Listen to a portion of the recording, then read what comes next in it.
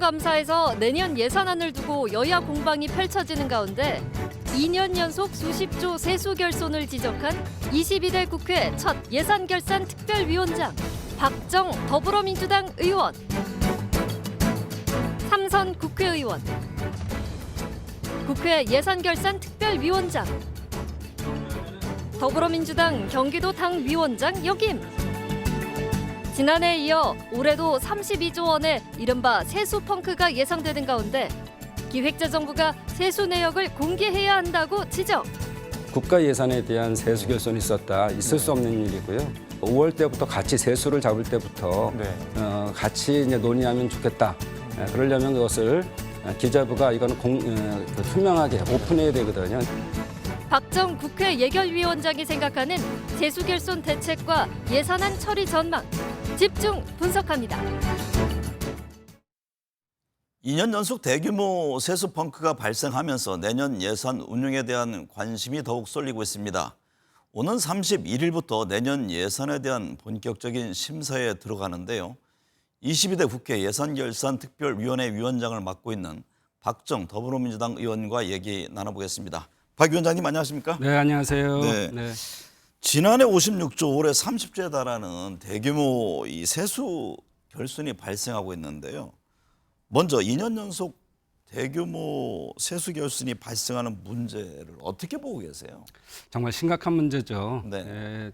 정확하게 23년도에가 56조 4천억 원, 그리고 또 올해는 29조 6천억 원 정도가 세수 결손이 날 거로 생각합니다. 네. 2년 연속 이렇게 된다는 거는 정말 윤석열 정부의 무능함을 보여주는 것이죠. 역대 이런 정부는 없었습니다. 네. 그런데 지금 23년도 세수 결손을 메꾸기 위해서 더 큰 문제는 중앙정부는 그렇다 쳐도 지방정부의 지방교부세하고 지방교육재정 교부금을 18.6조를 내려보내지 않았어요. 네. 이 문제는 아주 굉장히 지방이 어려움을 더하고 있다는 네. 생각이고요. 또 이런 것들을 메꾸기 위해서 세계 잉여금이라든지 또는 외평기금이나 연내 집행이 어려운 불용될 수 있는 예산들을 가지고 메꿨거든요. 네. 근데 이것이 24년도 세수 결손을 그러면 어떻게 할 거냐? 23년도는 그렇다 치고 그런데 24년도는 내일 발표합니다. 네. 10월 28일 날 기재부가 발표하는데 작년과 다르지 않을 거라는 예상이 되고요. 또 더 큰 문제는 이제 내년도도 이런 세수 결손이 또 일어날 수가 있다. 네. 그래서 그 이유를 봤더니요. 네. 그러니까요. 말씀하신 대로 이게 뭐 몇 조도 아니고 수십 조의 그 세수 결손 문제가 지금 연이어 이어지고 있는데 국세 수입 결손과 관련해서 기획재정부의 무능을 지적한 바 있습니다. 이게 세수 펑크 문제가 경기 부진 요인이 더 큰 건지 아니면 재정 당국의 문제가 더 큰 겁니까? 이건 100% 재정 당국의 문제죠. 네. 이것은 뭐 경기가 안 좋다 그러면 세수가 줄어들 것은 뻔히 예상이 되는데 그러면 총 수입과 총 지출에 대한 것들을 맞춰서 혹시 그 총 세입이 부족하다 그러면 국채 발행이라 이런 것들을 해서라도 문제를 메꿔갈 수가 있습니다. 그런데 그런 것들을 예상 안 하고 가장 기본적인 통계부터 흔들리게 되면 경제 정책이 어떻게 뭐 다른 것들 대책이 나올 수 있겠습니까? 그런 게 문제다. 그리고 이것이 사실은 23년도에 경제 전망치를 냈을 때 그 당시에 2.5% 전망을 했어요. 네. 결과적으로는 1.4%입니다. 네. 그러니까 경기가 안 좋으니 세수가 거칠 수가 없는 거죠. 네. 또 올해만 해도 예상을 2.6%를 했는데 이제 점차 낮아지고 있잖아요. 우리 한국은행에서 2.4%를 했지만 1분기에 1.6%가 나왔어요. 네. 1.4% 나왔죠. 그런데 또 2분기에서는 마이너스 0.2%고 이번 3분기 0.1%입니다. 그러면 2.4%를 맞추려면 다시 최소한 1.2%라는 경제 성장을 해야 되는데 쉽지 않다. 네. 그러니까 이거는 문제는 전망을 잘못하기 때문에 결과가 잘못돼서 나오는 것은 당연하다. 네. 그래서 이거는 재정 당국이 무능한 것 아니면 전망치를 너무 높게 잡아서 국민을 기만한 거라고 볼 수 있습니다. 네. 앞서 잠시 말씀하셨습니다만 중앙정부의 세수 결손으로 지방정부 재정난 더 심각해졌다는 지적이 나옵니다. 중앙정부의 세수 결손은 감세 정책 때문이라면서 그 피해는 고스란히 지방정부가 보고 있다 이렇게 지금 항변하고 있거든요. 지방정부의 재정 문제는 어떻게 보고 계세요? 일단 지방 정부는 지방세하고 지방교부세 그리고 국고 보조금으로 운영이 됩니다. 네. 근데 가장 중요한 게 이제 대표적인 게 지방세인데 지방세는 재산세, 지방소득세, 취득세, 자동세로 이렇게 나눌 수가 있는데 첫째로 부동산 등에 부과되는 재산세에는 말씀하신 대로 이 정부가 감세 정책을 피면서 세수가 줄어들 수밖에 없었고요. 또 개인과 법인의 재산에 대해서 부과하는 지방 재산세 역시도 법인세의 감소 또는 경기 침체 때문에 세수가 줄었습니다. 네. 또 취득세의 경우도 부동산 거래가 뭐 없다 보니까 당연히 줄었어요. 그래서 지금 지방 정부의 재정은 최악인데요. 네. 대표적인 예로 지금 서울이나 경기도 같은 경우가 있습니다. 그런데 경기도는 2023년도에 재정 자립도가 60.5%였는데 네. 24년도에는 55.1%로 낮아졌습니다. 이것이 지방세가 안 거쳐서 그렇거든요. 그래서 서울이나 경기도 같은 경우에는 지방교부세를 받지 않습니다. 재정 자립도가 괜찮아서. 그런데 네. 경상도나 전라도 같은 데는 재정 자립도가 20%에서 30%밖에 안 돼요. 네. 그러니까 이런 지방교부세는 마치 일용할 양식 같은 거거든요. 네. 이게 없음으로써 아주 그냥 곤란을 겪고 있고 제가 지방의 이 정책협의 예산협의로 다니면 아주 그냥 바지가랑이를 붙잡고 네. 매달릴 정도로 이렇게 심각합니다. 네. 정부가 세수 결손을 메우기 위해서 유류세 인하 혜택을 줄이기로 했습니다. 한국전력의 만성 적자 문제를 해소하기 위해서 산업용 전기요금을 9.7% 올리겠다는 방침도 내놨는데요. 뭐 이에 대한 논란이 있습니다. 이 점은 어떻게 보세요? 일단 유류세 혜택을 감소하게 되면 이거는 서민 경제에 영향을 주고 산업계 전반에도 영향을 주게 되겠죠. 네. 그래서 산업계라는 것이 특히나 이렇게 결과적으로는 산업에 대한 문제가 생기는데 운송비나 생산비가 더 들지 않겠습니까? 네. 그렇다 보면은 전반적으로 생산비가 높아져서 상품 가격이 높아지고 그러다 보면은 결과적으로는 전반적으로 물가 상승으로 이어질 수가 있다. 그리고 한전에 대한 재정 건전성을 위해서 전력을 산업계에 올린다 그러지 않습니까? 네. 그런데 우리는 제조업이 많은 국가입니다. 그렇다 보면은 결국은 제조 단가가 높아지고 국제적 경쟁력이 떨어지고 그렇죠. 네. 전력 가격 문제가 국제 경쟁력의 중요한 또 하나의 요소 중 하나잖아요. 그러니까 재정 경쟁력을 재정 건전성을 높여주는 건 좋은데 이게 네. 시기의 문제 그리고 규모의 문제 그리고 또 범위의 문제라고 생각합니다. 지금은 재정 건전성을 얘기할 때가 아니고 네. 지금은 경기를 살려야 되거든요. 네. 서민들 경기는 계속 죽어가는데 재정 건전성만 추구할 때가 아니다. 네. 네. 정부의 감세와 긴축 재정 운용 정책에 대한 논란이 있습니다.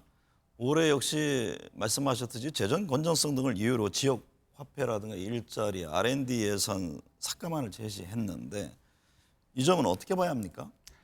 지역 화폐는 다 아시다시피 이거는 정치적인 삭감입니다. 네. 그동안 재정 당국이 삭감을 대폭 해오게 되면 민주당이 한 3천억 정도를 늘려서 이것들을 살려내곤 했는데 이 지역 화폐는 지역에서 이 효율성이 검증된 사업입니다. 네. 단지 이재명 대표의 대표 브랜드 사업이라 그래서 이걸 삭감해 오는데 정치적 삭감이 있을 수가 없죠. 네. 그래서 이런 좋은 사업들은 계속 살려내야지만 경기가 살아난다 이런 말씀을 좀 드리고요.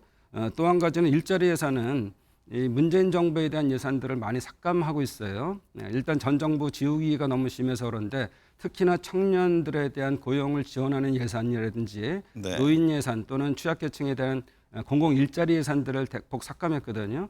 근데 이러다 보면 사회적으로 취약한 계층에 대한 일자리가 없어지면 전반적으로 더 구조는 힘들어지고 그런 말이 있지 않습니까? 일자리가 최대의 복지다. 이런 네. 말이 있기 때문에 이 예산들은 다시 더 살려야 될 필요가 있고 올해 7월에 통계를 보니까는 젊은층에서 그냥 쉼이 네. 44만 명이나 있어요. 네. 이럴 때일수록 우리 청년들을 위해서나 우리 취약계층을 위해서도 일자리 예산만은 더 살려야 되고 한 가지 더 말씀드리면 네. R&D 예산은 말씀하셨는데 올해 3.2조 원 정도 다시 늘리겠다고 합니다. 이게 네. 한 11.1% 정도 늘리는 건데 요거는 전년도에 비해서 다시 복귀한 정도지. 그 전전년도에 비해서. 네. 그래서 그러니까 높아진 게 아니다 이런 말씀을 드리고 23년 8월 28일인가가 국무회의에서 윤석열 대통령께서 R&D 예산에 대한 얘기를 합니다. 이런 것이 무분별하게 사용되거나 효과성이 좀 없는 거에 대해서는 예산 삭감해야 되는 거 아니냐 이렇게 얘기하니까 네. 갑자기 이 정부가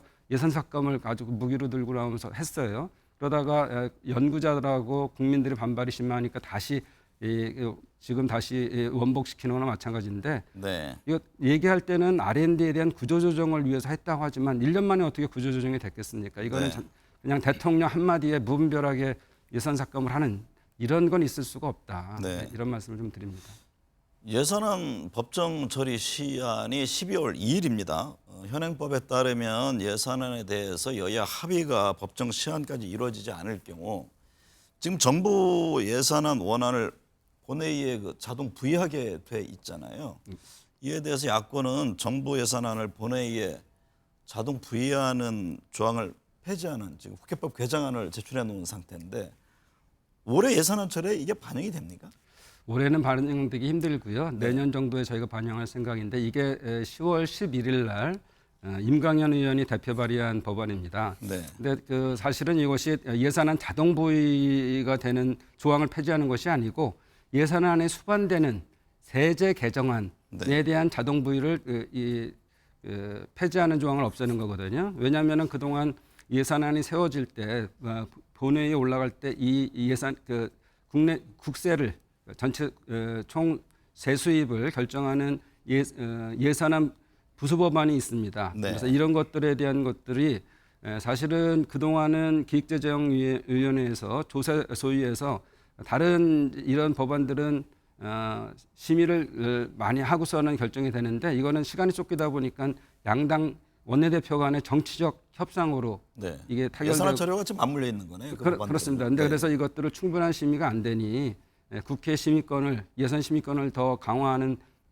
이유에서라도 두 개를 분리해야 된다 이런 내용이고요. 네. 그래서 올해는 힘들고 내년도에 또 그 예산이 통과되고 나면 네. 이런 좀 독소 조항들이라든지 모순되는 부분들은 고쳐나갈 생각입니다. 네. 서민경제 말씀하셨듯이 어렵습니다. 적극적인 예산 운영을 주문하는 목소리가 들립니다만 정부는 건전 재정성을 강조합니다. 민생을 위한 예산과 관련해서는 어떤 방침을 갖고 계세요? 지난 2년간 윤석열 정부가 딱 갖고 있는 경제 정책이라면 재정 건전성밖에 없습니다. 네. 그런데 지금 얘기로는 국가 곳간이 비어 있다 그러니 후손에 물려주는 것을 빈 상태로 물려줄 수 없다 이렇게 얘기합니다. 듣기로는 좋고 합리적인 것 같지만 간혹가다는 국가의 곳간을 비워야지만 민생 곳간이 채워질 수 있는 때가 있고 바로 지금이 그 시기다. 네. 지금 보면 경제 성장률이라든지 또는 물가 상승률 또는 실업률 이런 것들을 봤을 때 이런 경제 지표는 결국은 민생을 더 향해라 이런 얘기를 하고 있거든요. 예산의 마중물 역할을 말씀하시는 거죠? 그렇습니다. 네. 이 그동안 뭐 일자리라든지 여러 부분들이 그냥 민간 경제에 계속 영역에 맡겨놓고 있는데 이런 것들이 민간 경제는 민간 경제대로 노력을 해야 되지만 국가가 마중물 역할을 해서 시너지 효과를 가져가게 해야 되고 그동안 국가 재정이 이런 역할을 안 한 적이 거의 없습니다. 네. 금융투자소득세도 이게 세입과 관련한 내용이라서 논의될 것으로 보이는데요. 지금 민주당에서는 금투세 도입, 유예, 폐지 등 이제 여러 논의가 진행 중인 것으로 알고 있는데요. 국민의힘은 뭐 폐지를 주장하고 있고요. 민주당이 어떤 결론을 낼까요? 금투세에 대한 것들은 지난번 정책위를 통해서 토론을 충분히 했고 더 이상 네. 나올 얘기도 없습니다. 그러고 나서 결론이 지도부가 결정하기로 하자 이렇게 했기 때문에 국감이 끝나서 앞으로 논의가 될 예정이고요.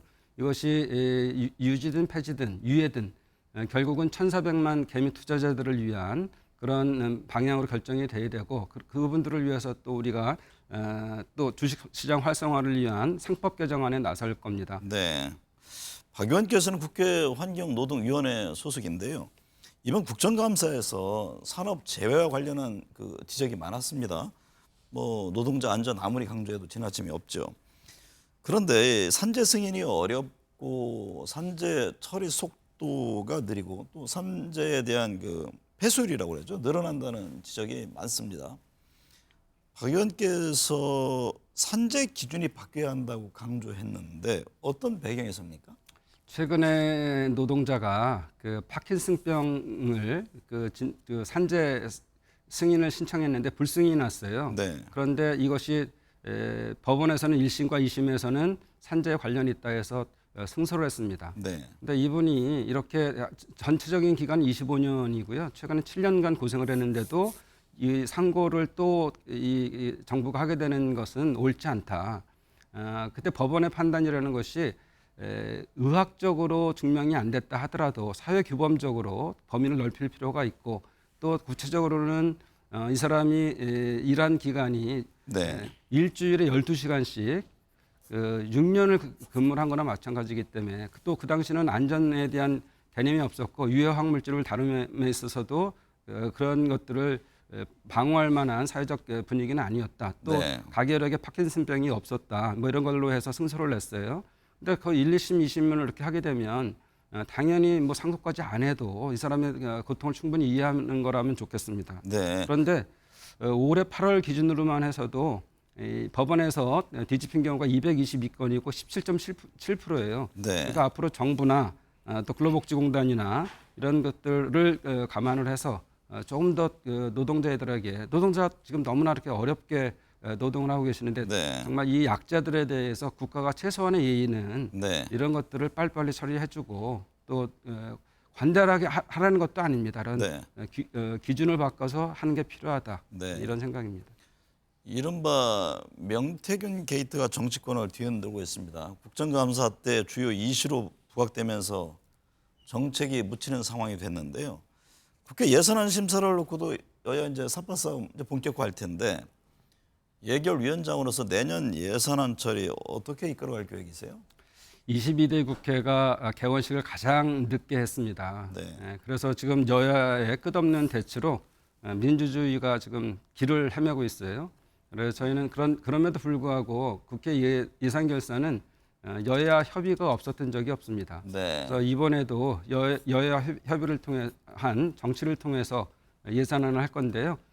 제일 중요한 건 대화를 끊임없이 하는 거죠. 네. 대화가 끊임없이 이루어지면 이런 것들이 협의가 이루어집니다. 법정 처리 기한 내에 할 수 있을까요?